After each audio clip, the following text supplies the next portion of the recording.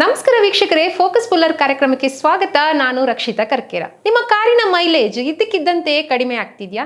Engine ಮೊದಲಿನಂತೆ smooth ಆಗಿ ಕೆಲಸ ಮಾಡ್ತಿಲ್ವಾ? ಬೆಳಗ್ಗೆ ಸ್ಟಾರ್ಟ್ ಮಾಡುವಾಗ ಹೆಚ್ಚು ಸಮಯ ತಗೊಳ್ತಿದ್ಯಾ? ಅಥವಾ ಯೂಟ್ಯೂಬು, ಫೇಸ್ಬುಕ್, ಇನ್ಸ್ಟಾಗ್ರಾಮ್ನಲ್ಲಿ E20 ಪೆಟ್ರೋಲ್ ನಿಮ್ಮ ಕಾರಿನ ಇಂಜಿನ್ ಹಾಳು ಮಾಡುತ್ತೆ, ಕಂಪನಿಗಳು ಸತ್ಯ ಮುಚ್ಚಿಡುತ್ತೆ, E20 ಪೆಟ್ರೋಲ್ ಹಾಕ್ಸಿದ್ರೆ ಲಕ್ಷಾಂತರ ರೂಪಾಯಿ ಖರ್ಚು ಬರುತ್ತೆ ಅನ್ನುವಂಥ ಶೀರ್ಷಿಕೆಗಳಿರುವಂತಹ ತಮ್ನೇಲಿರುವಂಥ ವಿಡಿಯೋಗಳನ್ನು ನೋಡಿ ಆತಂಕಕ್ಕೊಳಗಾಗಿದ್ದೀರಾ? ಕಳೆದ 1 ವರ್ಷದಿಂದ ಭಾರತದಲ್ಲಿ E20 ಪೆಟ್ರೋಲ್ ಬಗ್ಗೆ ಭಾರೀ ಚರ್ಚೆ ನಡೀತಾನೆ ಇದೆ. ಒಂದು ಕಡೆ ಸರ್ಕಾರ E20 ಸಂಪೂರ್ಣ ಸುರಕ್ಷಿತ ಅಂತ ಹೇಳ್ತಿದೆ, ಮತ್ತೊಂದು ಕಡೆ ಕೆಲವು ಯೂಟ್ಯೂಬ್ ಚಾನೆಲ್ಗಳು ಇದು ನಿಮ್ಮ ಕಾರಿನ ಇಂಜಿನ್ಗಳಿಗೆ ದೊಡ್ಡ ಅಪಾಯ ಅಂತ ಹೇಳ್ತಿವೆ. ಹಾಗಾದರೆ ಸತ್ಯ ಯಾವುದು? ಸರ್ಕಾರ ಸುಳ್ಳು ಹೇಳ್ತಿದ್ಯಾ ಅಥವಾ ಸಾಮಾಜಿಕ ಜಾಲತಾಣಗಳಲ್ಲಿ ಸುಳ್ಳು ಸುದ್ದಿಗಳು ಹರಡ್ತಿದ್ಯಾ? ನಿಮ್ಮ ಕಾರಿಗೆ E20 ನಿಜಕ್ಕೂ ಡೇಂಜರಸ್ಸಾ ಅಥವಾ ಇದು ಅನಗತ್ಯ ಭಯನ? ಈ ಎಲ್ಲ ಪ್ರಶ್ನೆಗಳಿಗೆ ವೈಜ್ಞಾನಿಕ ಆಧಾರ, ಸರ್ಕಾರಿ ದಾಖಲೆಗಳು ಹಾಗೂ ಆಟೋಮೊಬೈಲ್ ತಜ್ಞರ ಅಭಿಪ್ರಾಯಗಳೊಂದಿಗೆ ಉತ್ತರ ಹುಡುಕಬೇಕಾಗಿದೆ. ಇದು ಈ ಹೊತ್ತಿನ ವಿಶೇಷ. ಹಾಗಿದ್ರೆ ಮೊದಲಿಗೆ E20 ಅಂದರೆ ಅಥವಾ E20 ಇಂಧನ ಅಂದರೆ ಏನು ಅಂತ ನೋಡೋಣ. E20 ಅಂದರೆ 80% ಪೆಟ್ರೋಲ್ ಮತ್ತು 20% ಎಥೆನಾಲ್ ಮಿಶ್ರಣ. ಇಲ್ಲಿ ಎಥೆನಾಲ್ ಅಂದರೆ ಪೆಟ್ರೋಲಿಯಂ ಉತ್ಪನ್ನ ಅಲ್ಲ, ಇದು ಸಸ್ಯಗಳಿಂದ ತಯಾರಾಗುವಂತಹ ಜೈವಿಕ ಇಂಧನ. ಭಾರತದಲ್ಲಿ ಮುಖ್ಯವಾಗಿ ಕಬ್ಬು, ಜೋಳ, ಮೆಕ್ಕೆಜೋಳ ಹಾಗೂ ಇತರ ಕೃಷಿ ಉತ್ಪನ್ನಗಳಿಂದ ಎಥೆನಾಲ್ ತಯಾರಿಸಲಾಗ್ತದೆ. ಅಂದರೆ ಪೆಟ್ರೋಲ್ ಜೊತೆಗೆ ಕೃಷಿ ಮೂಲದ ಇಂಧನವನ್ನು ಸೇರಿಸಿ ಬಳಸೋದನ್ನೇ E20 ಅಂತ ಕರೆಯಲಾಗುತ್ತೆ. ಆದರೆ ಪ್ರಶ್ನೆ ಏನಂದರೆ, ಇಷ್ಟು ವರ್ಷ ಚೆನ್ನಾಗಿದ್ದಂಥ ಪೆಟ್ರೋಲ್ ಬಿಟ್ಟು ಸರ್ಕಾರ ಈಗ ಯಾಕೆ ಈ ನಿರ್ಧಾರ ತಗೊಳ್ತು? ಇದಕ್ಕೆ ಪ್ರಮುಖ 3 ಕಾರಣಗಳಿವೆ. ಅದರಲ್ಲಿ ಮೊದಲ ಕಾರಣ ಏನು ಅಂತಂದರೆ, ಭಾರತ ತನಗೆ ಬೇಕಾದಂತಹ 85% ಕಚ್ಚಾ ತೈಲವನ್ನು ವಿದೇಶದಿಂದ ಇಂಪೋರ್ಟ್ ಮಾಡಿಕೊಳ್ಳುತ್ತೆ. ಜಾಗತಿಕ ಮಾರುಕಟ್ಟೆಯಲ್ಲಿ ಬೆಲೆ ಜಾಸ್ತಿ ಆದಾಗ ತನ್ನ ಜೇಬಿಗೆ ಕತ್ತರಿ ಬೀಳುತ್ತೆ. ಅದೇ ಕಾರಣಕ್ಕೆ ದೇಶದಲ್ಲಿ ಎಥೆನಾಲ್ ತಯಾರು ಮಾಡಿದರೆ ವಿದೇಶಿ ಅವಲಂಬನೆ ಕಡಿಮೆ ಆಗುತ್ತೆ, ದೇಶದ ಹಣ ದೇಶದಲ್ಲೇ ಉಳಿಯುತ್ತೆ. ಇನ್ನು ಎರಡನೇ ಕಾರಣ ಏನು ಅಂತ ನೋಡೋದಾದರೆ, ಕಬ್ಬು, ಮೆಕ್ಕೆಜೋಳ ಬೆಳೆಯುವ ರೈತರಿಗೆ ಈಗ ಸಕ್ಕರೆ ಫ್ಯಾಕ್ಟ್ರಿ ಮಾತ್ರ ಅಲ್ಲ, ಎಥೆನಾಲ್ ಪ್ಲಾಂಟ್ಗಳು ಕೂಡ ದೊಡ್ಡ ಕಸ್ಟಮರ್ಸ್ ಆಗ್ತಾರೆ. ಇನ್ನು ಮೂರನೇ ಕಾರಣ ನೋಡೋದಾದ್ರೆ ಪರಿಸರ ಪ್ರೇಮ. ಎಥೆನಾಲ್ ಪೆಟ್ರೋಲ್ಗಿಂತ ಕ್ಲೀನ್ ಆಗಿ ಉರಿಯುತ್ತೆ, ಇದು ಕಡಿಮೆ ಆಗುತ್ತೆ, ಹೊರಬರೋದಿಲ್ಲ ಅಂತ ಹೇಳಕ್ಕಾಗಲ್ಲ, ಅದರ ಪ್ರಮಾಣ ಪೆಟ್ರೋಲ್ಗೆ ಹೋಲಿಸಿದ್ರೆ ತುಂಬಾ ಕಡಿಮೆ ಆಗುತ್ತೆ. ಪ್ರಧಾನಿ ನರೇಂದ್ರ ಮೋದಿ ಅವರು 2030ಕ್ಕೆ ಇಟ್ಕೊಂಡಿದ್ದಂಥ ಈ ಟಾರ್ಗೆಟ್ ಅನ್ನು 5 ವರ್ಷಕ್ಕೆ ಮುಂಚಿತವಾಗಿಯೇ ಅಂದರೆ 2025-26ರ ಒಳಗಾಗಿ ದೇಶಾದ್ಯಂತ ಜಾರಿಗೆ ತರ್ತೀವಿ ಅಂತ ಘೋಷಣೆ ಮಾಡಿದ್ರು. ಇವತ್ತು ಕರ್ನಾಟಕದ ಆಲ್ಮೋಸ್ಟ್ ಎಲ್ಲ ಪೆಟ್ರೋಲ್ ಬಂಕ್ಗಳಲ್ಲೂ ನೀವು ಹಾಕಿಸ್ಕೊಳ್ತಿರೋದೇ E20 ಪೆಟ್ರೋಲ್. ಎಲ್ಲವೂ ಓಕೆ, ಆದರೆ ಜನ ಮಾತ್ರ ಇಷ್ಟೊಂದು ಹೆದರುತ್ತಿರೋದಾದ್ರೂ ಯಾಕೆ? ಸೋಷಿಯಲ್ ಮೀಡಿಯಾದಲ್ಲಿ ಹರಿದಾಡ್ತಿರುವಂತಹ ಆ ಪ್ರಮುಖ ಆರೋಪಗಳು ಜನರನ್ನು ಆಘಾತಕ್ಕೊಳಪಡಿಸಿದೆ. ಅವುಗಳು ಏನು ಅಂತ ನೋಡೋದಾದ್ರೆ, ಮೊದಲ ಆರೋಪ ಏನಂತಾದ್ರೆ, ಎಥೆನಾಲ್ ಇಂಜಿನ್ ಒಳಗಿರುವಂತಹ ರಬ್ಬರ್ ಪೈಪ್ಗಳನ್ನು ಕರಗಿಸಿ ಇಂಜಿನ್ ಅನ್ನು ಕಂಪ್ಲೀಟ್ ಆಗಿ ಹಾಳು ಮಾಡುತ್ತೆ ಅನ್ನೋದು ಮೊದಲ ಆರೋಪ. ಇನ್ನು ಎರಡನೇ ಆರೋಪ, ಮೈಲೇಜ್ 30-40% ಬಿದ್ದು ಹೋಗುತ್ತೆ. 20 ಕಿಲೋಮೀಟರ್ ಮೈಲೇಜ್ ಕೊಡ್ತಿದ್ದಂಥ ಕಾರು 12 ಕಿಲೋಮೀಟರ್ ಅಷ್ಟೇ ಮೈಲೇಜ್ ಕೊಡುತ್ತೆ ಅನ್ನೋದು ಆರೋಪ. ಮೂರನೇ ಆರೋಪ, ಇಂಜಿನ್ ಒಳಗಡೆ ವಿಚಿತ್ರ ಶಬ್ದ ಬರಕ್ಕೆ ಶುರುವಾಗುತ್ತೆ ಅನ್ನೋದು ಕೂಡ ಆರೋಪ ಇದೆ. ಎಥೆನಾಲ್ ಗಾಳಿಯಲ್ಲಿರುವ ನೀರನ್ನು ಹೀರಿಕೊಳ್ಳುತ್ತೆ, ಇದರಿಂದಾಗಿ ಫ್ಯೂಯಲ್ ಟ್ಯಾಂಕ್ ಇದೆಯಲ್ಲ ಅದು ತುಕ್ಕು ಹಿಡಿದು ನಾಶವಾಗುತ್ತೆ ಅನ್ನೋದು 4ನೇ ಆರೋಪ. E20 ಪೆಟ್ರೋಲ್ ಹಾಕಿಸಿದ್ರೆ ಕಾರು ಕಂಪನಿಗಳು ವಾರಂಟಿ ಕೊಡಲ್ಲ, ಇನ್ಶೂರೆನ್ಸ್ ಕೂಡ ಕೊಡಲ್ಲ ಅನ್ನೋದು 5ನೇ ಆರೋಪ. There are a lot of problems because of this. Disproportionate mixing is also not good. I think they have to take a review on this and take a proper decision, because of course ethanol was introduced when I was petroleum minister, but now the making the circumstances are that the vehicles, some brand of vehicles cannot utilize the ethanol at all. ಈ ಎಲ್ಲ ಆರೋಪದಲ್ಲಿ ಎಷ್ಟು ಸತ್ಯ ಇದೆ ಅಂತ ನೋಡೋದಾದ್ರೆ, ಕೇಂದ್ರ petroleum ಸಚಿವಾಲಯ ಮತ್ತು ARAI ಅಂದರೆ automotive research association of India ಈ ಬಗ್ಗೆ ಸುಮ್ಮನೆ ಕೂತಿಲ್ಲ. ಅವರು ಸಾವಿರಾರು ಕಾರು, ಬೈಕ್ಗಳನ್ನು ಈ ಇಂಧನ ಬಳಸಿ 40,000 ಕಿಲೋಮೀಟರ್ಗೂ ಹೆಚ್ಚು ಓಡಿಸಿ ಟೆಸ್ಟ್ ಮಾಡಿದ್ದಾರೆ. ಅವರ ರಿಪೋರ್ಟ್ ಪ್ರಕಾರ ಇಂಜಿನ್ ಯಾವುದೇ ಅಸಹಜ ಹಾನಿಗೆ ಒಳಗಾಗಿಲ್ಲ. आपने सोशल मीडिया पे देखा कि ये बायोफ्यूल ब्लेंडिंग पे बवाल मचा हुआ है कि हम जो काम कर रहे हैं, अगर उसमें कोई कमी है तो आप बताइए उसकी, और हम आपकी बात सुनेंगे। हम आपके सुझाव जो हैं, खबरें फैला रहे थे, क्या है कि पहले तो एथेनॉल अगर इस्तेमाल करोगे तो कीड़ी आ जाएगी। दूसरा, अगर इस्तेमाल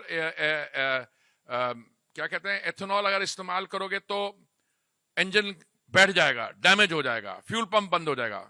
का काम ना हमने इन्वेंट किया, 100 साल से इस पे काम हो रहा है। जो एक हेनरी फोर्ड था, जो फोर्ड मोटर कंपनी का मालिक था, उसने उस समय गाड़ी चलाई है बायोफ्यूल से, केरोसिन से, फॉसिल फ्यूल से। भारत में अगर आ जाए तो इस पे पहली योजना बनाई थी कांग्रेस की सरकार ने। ಹಾಗಾದ್ರೆ ಮೈಲೇಜ್ ಕಮ್ಮಿ ಆಗೋದು ನಿಜನಾ? ಇಲ್ಲಿ ಒಂದು ಸತ್ಯ ಕೂಡ ಇದೆ, ಅದನ್ನು ಒಪ್ಕೊಳ್ಳೇಬೇಕು. ಎಥೆನಾಲ್ ಎನರ್ಜಿ ವ್ಯಾಲ್ಯೂ ಸ್ವಲ್ಪ ಕಡಿಮೆ ಇರುತ್ತೆ, ಹಾಗಾಗಿ ಮೈಲೇಜ್ನಲ್ಲಿ ವ್ಯತ್ಯಾಸ ಆಗೋದಂತೂ ನಿಜ. ಆದರೆ ರೀಲ್ಸ್ನಲ್ಲಿ ಹೇಳೋ ಥರ 30% 40% ಅಲ್ಲ, ತಾಂತ್ರಿಕವಾಗಿ ಸುಮಾರು 2-6% ಮಾತ್ರ ಮೈಲೇಜ್ ವ್ಯತ್ಯಾಸ ಅಷ್ಟೇ ಆಗೋದು. ಅದು ಕೂಡ ನಿಮ್ಮ ಡ್ರೈವಿಂಗ್ ಸ್ಟೈಲ್, ಟ್ರಾಫಿಕ್ ಮತ್ತು AC ಬಳಕೆಯ ಮೇಲೆ ಡಿಪೆಂಡ್ ಆಗಿರುತ್ತೆ. ಇನ್ನು ರಬ್ಬರ್ ಪೈಪ್ ಕರಗೋ ವಿಚಾರಕ್ಕೆ ಬಂದರೆ, ಆಧುನಿಕ ಕಾರ್ಗಳಲ್ಲಿ ಎಲೆಕ್ಟ್ರಾನಿಕ್ ಕಂಟ್ರೋಲ್ ಯೂನಿಟ್ ಅನ್ನೋ ಒಂದು ಮಿನಿ ಕಂಪ್ಯೂಟರ್ ಇರುತ್ತೆ. ಒಂದು ಆಕ್ಸಿಜನ್ ಸೆನ್ಸರ್ ಮೂಲಕ ಎಷ್ಟು ಇಂಧನ ಸ್ಪ್ರೇ ಮಾಡಬೇಕನ್ನೋದನ್ನು ಆಟೋಮ್ಯಾಟಿಕ್ ಆಗಿ ಕಂಟ್ರೋಲ್ ಮಾಡುತ್ತೆ. ಹಾಗಾಗಿ ಹೊಸ ಕಾರುಗಳಿಗೆ ಇದರಿಂದ ಯಾವುದೇ ತೊಂದರೆ ಇರೋದಿಲ್ಲ. ಇನ್ನು ನೀರು ಹೀರಿಕೊಳ್ಳೋ ವಿಚಾರಕ್ಕೆ ಬಂದರೆ, ಎಥೆನಾಲ್ಗೆ ತೇವಾಂಶ ಸೆಳೆಯುವ ಗುಣ ಇರೋದಂತೂ ನಿಜ. ಆದರೆ ಇದು ಪ್ರತಿದಿನ ಗಾಡಿ ಓಡಿಸೋರಿಗೆ ಯಾವುದೇ ಹೆದರಿಕೆ ಬೇಡ ಇದರ ಬಗ್ಗೆ. ಯಾಕಂದರೆ ಗಾಡಿ ತಿಂಗಳಾನುಗಟ್ಟಲೆ ಅರ್ಧ ಟ್ಯಾಂಕ್ ಪೆಟ್ರೋಲ್ ತುಂಬಿಸ್ಕೊಂಡು ಮಳೆಯಲ್ಲಿ ನಿಲ್ಲಿಸಿದ್ರೆ ಮಾತ್ರ ಈ ಸಮಸ್ಯೆ ಎದುರಾಗ್ಬೋದು. ಡೈಲಿ ಯೂಸ್ ಮಾಡೋರಿಗೆ ಇದರಿಂದ ಯಾವ ಸಮಸ್ಯೆನೂ ಆಗಲ್ಲ. That there are some doubts or queries or concerns on usage of ethanol in cars. India mandated E20 from 2023 for material compliance, and before that it was E10. Cause of concern is what happens if on the cars that have been sold before 2023, manufactured and sold before 2023, if which was primarily designed for E10, what if E20 fuel is used on them? That's probably the central question. That we have sufficient factors of safety that take care that there is no problem in terms of wear and tear, corrosion, or damage to the life of the car or the parts that come in contact with the E20 fuel if E20 is used on cars that were produced and sold in India before 2023. As a manufacturer, we have tested E10 cars which were prevalent before 2023 on E20 fuel for all parameters, and we have not found anything of concern. ಇಲ್ಲಿ ನೀವು ಮುಖ್ಯವಾಗಿ ಗಮನಿಸಬೇಕಾಗಿರುವಂತ ವಿಚಾರ ಏನು ಅಂದ್ರೆ, ನಿಮ್ಮ car ಯಾವ ತಲೆಮಾರಿನದ್ದು ಅನ್ನೋದು. ನಿಮ್ಮದು BS6 ಅಥವಾ ಹೊಸ ಕಾರ್ ಆಗಿದ್ರೆ, ಅಂದ್ರೆ 2020ರ ನಂತರದ್ದು ಕಾರು ನಿಮ್ಮದಾಗಿದ್ರೆ ಯಾವುದೇ ಟೆನ್ಷನ್ ಬೇಡ.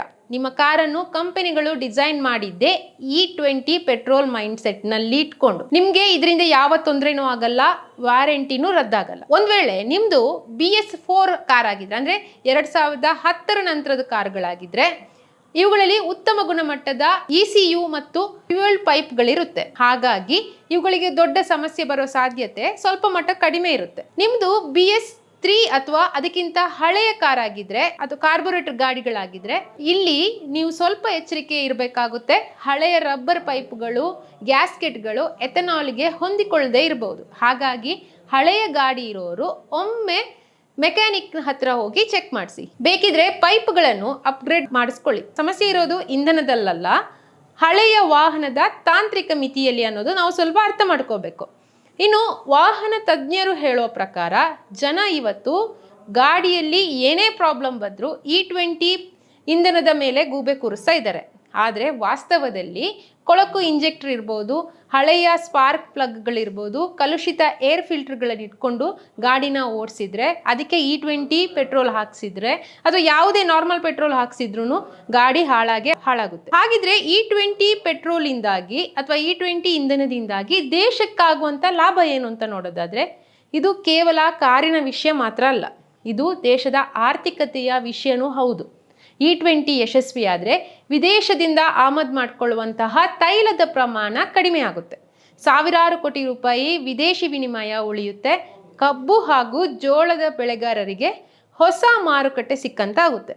ಎಥೆನಾಲ್ ಕಾರ್ಖಾನೆಗಳು ಹೆಚ್ಚಾಗುತ್ತೆ, ಉದ್ಯೋಗ ಸೃಷ್ಟಿಯಾಗುತ್ತೆ, ಮಾಲಿನ್ಯವು ಕೂಡ ಸ್ವಲ್ಪ ಮಟ್ಟಿಗೆ ಕಡಿಮೆ ಆಗ್ಬೋದು. ಅಂದರೆ ಸರ್ಕಾರ ಇದನ್ನು ಇಂಧನ ಬದಲಾವಣೆ ಅಂತ ನೋಡೋದಿಲ್ಲ, ದೇಶದ ದೀರ್ಘಕಾಲಿಕ ಇಂಧನ ಮಿತಿಯ ಭಾಗವಾಗಿ ನೋಡ್ತಾ ಇದೆ. हम डीजल में इथेनॉल नहीं डाल सकते, तो इथेनॉल से आइसोब्यूटेनॉल भी बन रहा है और isobutanol can be alternative for diesel. मैंने किर्लोस्कर के 2 जनरेटर सेट, एक इथेनॉल पर और आइसोब्यूटेनॉल पर 100% सक्सेसफुली चल रहे हैं, उसको लॉन्चिंग किया तो इंजन बन सकता है. और डीजल में भी 15% आइसोब्यूटेनॉल डालने के बारे में चल रहा है. तो आइसोब्यूटेनॉल हो, इथेनॉल हो, सस्टेनेबल एविएशन फ्यूएल हो, बायो सीएनजी हो, और बाद उसके साथ साथ पुरी साहब हमारे देश में क्रूड ऑयल के साथ और नेचुरल गैस का उत्पादन बढ़ाने की कोशिश. ವೀಕ್ಷಕರೇ, ಇಲ್ಲಿವರೆಗೆ ನಾವು E20 ಪೆಟ್ರೋಲ್ನ ಬಗ್ಗೆ ಮಾತನಾಡಿದ್ವಿ. ಆದರೆ ಈ ಇಂಧನ ಕ್ರಾಂತಿಯಿಂದ ನಮ್ಮ ರಾಜ್ಯಕ್ಕಾಗುವಂತ ಲಾಭ ಏನು ಗೊತ್ತಾ? ಒಂದು ಮಹತ್ವದ ವಿಷಯವನ್ನು ನಾವಿಲ್ಲಿ ಅರ್ಥ ಮಾಡ್ಕೋಬೇಕು. ಎಥೆನಾಲ್ ಉತ್ಪಾದನೆಯಲ್ಲಿ ಕರ್ನಾಟಕ ದೇಶದಲ್ಲೇ ಪ್ರಮುಖ ರಾಜ್ಯಗಳಲ್ಲಿ ಒಂದಾಗಿದೆ. ಏಷ್ಯಾದಲ್ಲೇ ದೊಡ್ಡ ಪ್ರಮಾಣದಲ್ಲಿ ಎಥೆನಾಲ್ ಉತ್ಪಾದನೆ ನಡೆಯುವ ಪ್ರದೇಶಗಳಲ್ಲಿ ಕರ್ನಾಟಕವು ಸೇರಿದೆ. ಇನ್ನೊಂದು ವಿಶೇಷ ಅಂದ್ರೆ, ಕಬ್ಬಿನ ಹಾಲಿನಿಂದ ನೇರವಾಗಿ ಎಥೆನಾಲ್ ಉತ್ಪಾದಿಸುವ ತಂತ್ರಜ್ಞಾನವನ್ನು ಅಳವಡಿಸಿಕೊಂಡಿರುವಂತಹ ಕರ್ನಾಟಕದ ಮೊದಲ ಸಕ್ಕರೆ ಕಾರ್ಖಾನೆ ಇರೋದು ಬಾಗಲಕೋಟೆ ಜಿಲ್ಲೆಯ ಜಮಖಂಡಿಯಲ್ಲಿ. ಇದು ದೇಶದ ಎಥೆನಾಲ್ ಉತ್ಪಾದನಾ ಕ್ಷೇತ್ರದಲ್ಲಿ ಮಹತ್ವದ ಹೆಜ್ಜೆಯಾಗಿದೆ. ಕಬ್ಬಿನ ಜೊತೆಗೆ ಮೆಕ್ಕೆಜೋಳದಿಂದಲೂ ಎಥೆನಾಲ್ ಉತ್ಪಾದನೆ ಸಾಧ್ಯ. ಮೆಕ್ಕೆಜೋಳದಿಂದ ಉತ್ಪಾದನೆಗೆ ವೆಚ್ಚ ಹೆಚ್ಚಾದರೂ ಅದರ ಬೆಳೆಯ ಅವಧಿ ಕಡಿಮೆ ಇರೋದ್ರಿಂದ ರೈತರಿಗೆ ಇದೊಂದು ಮತ್ತೊಂದು ಪರ್ಯಾಯ ಅವಕಾಶ ಆಗಿದೆ. 2024ರ ಅಂಕಿಅಂಶಗಳ ಪ್ರಕಾರ ಉತ್ತರ ಪ್ರದೇಶ 177.43 ಮಿಲಿಯನ್ ಟನ್ ಕಬ್ಬು ಉತ್ಪಾದನೆಯೊಂದಿಗೆ ಮೊದಲ ಸ್ಥಾನದಲ್ಲಿದೆ.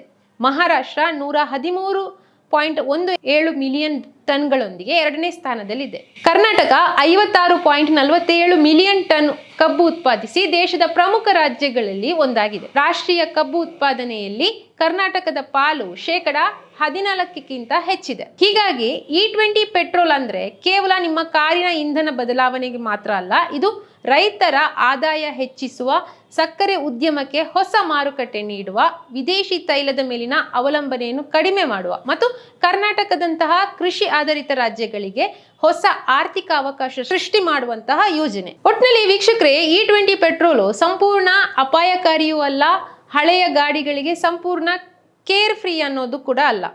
ಆಧುನಿಕ ವಾಹನಗಳಿಗೆ ಇದು 100% ಸೇಫ್ ಇದೆ. ಹಳೆಯ ವಾಹನಗಳಿಗೆ ಸ್ವಲ್ಪ ಎಕ್ಸ್ಟ್ರಾ ಕೇರ್ ಬೇಕು ಅಷ್ಟೇ. ಆದರೆ ಇಂಜಿನ್ ತಕ್ಷಣ ಹಾಳಾಗುತ್ತೆ, ವಾರಂಟಿ ರದ್ದಾಗುತ್ತೆ, ಟ್ಯಾಂಕ್ ನಾಶ ಆಗುತ್ತೆ ಅನ್ನೋ ಹೇಳಿಕೆಗಳಿಗೆ ಸದ್ಯ ಲಭ್ಯವಿರುವಂತಹ ವೈಜ್ಞಾನಿಕ ಸಾಕ್ಷ್ಯಗಳು ಈಗ ಸದ್ಯ ನಮ್ಮಲ್ಲಿಲ್ಲ. ಒಂದು ವಿಷಯ ಮಾತ್ರ ಮರಿಬೇಡಿ, ಇಂಜಿನ್ ಆರೋಗ್ಯವನ್ನು ನಿರ್ಧರಿಸೋದು ಕೇವಲ ಇಂಧನ ಮಾತ್ರ ಅಲ್ಲ, ಸರಿಯಾದ ಸಮಯಕ್ಕೆ ಸರ್ವಿಸ್, ಉತ್ತಮ ನಿರ್ವಹಣೆ ಮತ್ತು ಜವಾಬ್ದಾರಿಯುತ ಚಾಲನೆಯೂ ಅಷ್ಟೇ. ಹಾಗಾದ್ರೆ ನೀವು ನಿಮ್ಮ ಕಾರುಗಳಿಗೆ E20 ಇಂಧನವನ್ನು ಬಳಸ್ತಿದ್ದೀರಾ? ನಿಮ್ಮ ಕಾರಿನಲ್ಲಿ ಯಾವುದೇ ಬದಲಾವಣೆ ಏನಾದರೂ ಗಮನಿಸಿದ್ದೀರಾ? ಈ ಬಗ್ಗೆ ಕಮೆಂಟ್ನಲ್ಲಿ ಹಂಚಿಕೊಳ್ಳಿ. ಇದು ಈ ಹೊತ್ತಿನ ವಿಶೇಷ. ಇಂಥ ಇಂಟ್ರೆಸ್ಟಿಂಗ್ ಸುದ್ದಿಗಳಿಗಾಗಿ the federal Karnataka YouTube channel ಅನ್ನು ಸಬ್ಸ್ಕ್ರೈಬ್ ಮಾಡಿ. ನಮಸ್ಕಾರ.